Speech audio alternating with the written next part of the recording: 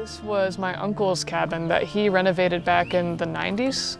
Before that, I've got some pictures of it as well. It looked just like a rundown, like there used to be a whole wraparound porch. It was annihilated. It was just like old concrete, and he renovated it and got it back into working. He added the bluestone down below and got it at least into working condition.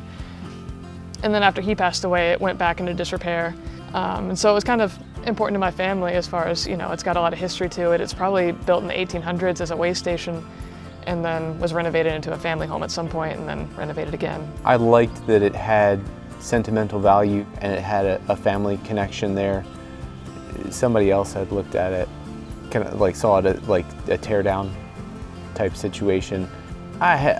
We had subcontractors make the same remark. It was definitely a lot of work to bring it up to modern standards here, but I saw the value that it would be to you, and I thought it would be a unique project in that regard. That we could take something that might otherwise just be cast away and make it into something fresh and new that you could live in. Yeah, and when we were talking about it, we realized that in order to, we could renovate it for what our budget was and be there for a couple years, but we wouldn't have been super happy because it was only 600 square feet for the livable space. So we decided that we wanted to add on a nice kitchen, living room area for an extra 400 square feet. In our initial idea, we didn't really know what we were doing, so we just kind of thought we'll just put a square on the end here.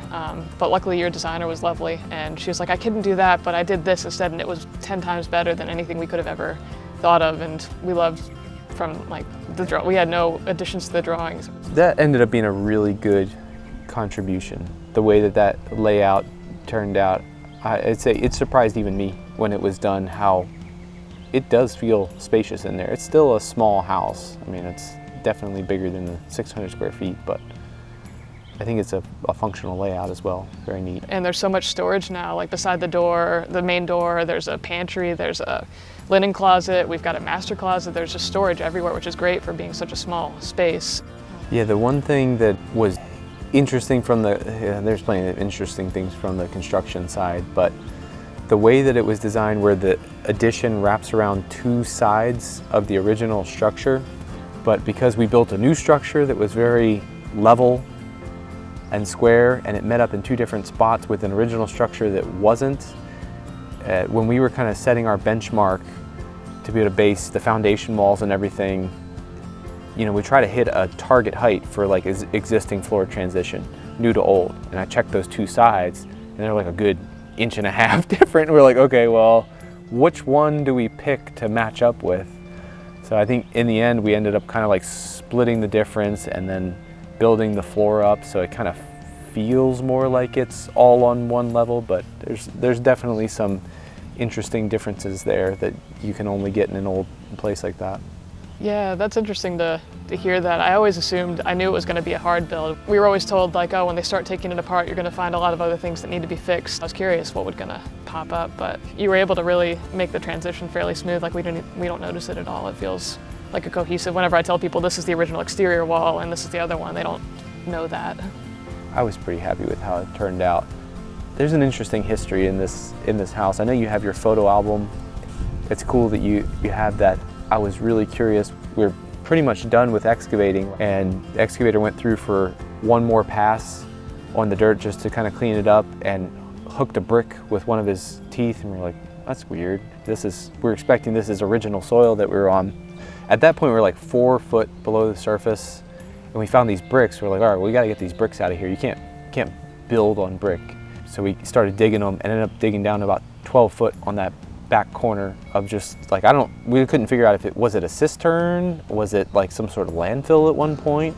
I had no clue what it was. Yeah, I've always been curious about I want to go and find out what it used to be, because I think my grandfather had found records but couldn't find them anymore back in the 1800s, but he had done the history and found the pictures of what it used to look like in the 60s, and had this gorgeous wraparound deck that went to the other little side building, which was their where their laundry was, and there was a family of 8 people that lived in this tiny house, and he interviewed one of the daughters that used to live there, and just all this history and these little pictures of people that he wrote found in squirrel nest inside of wall, that all these little yearbook pictures that were found in there, and they're all in there, and just this whole history, which is just great that we have that, and then we can look back on it and add this to it as well.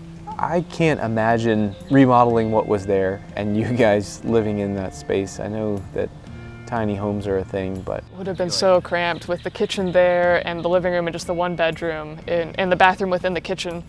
But yeah, we're so much more comfy in like that much space. It's small, but it's the right amount of space.